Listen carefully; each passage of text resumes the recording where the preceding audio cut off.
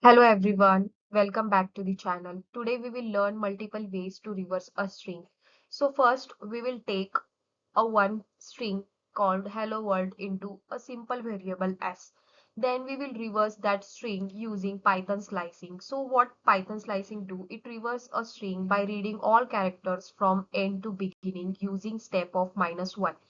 So we will store that reverse string into another variable called reverse s. Then we will print that variable. Let's just try that code in compiler. So we will copy that code into here. And we will execute that code.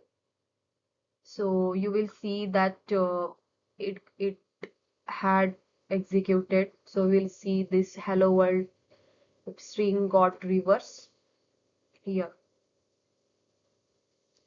So thanks for watching the video.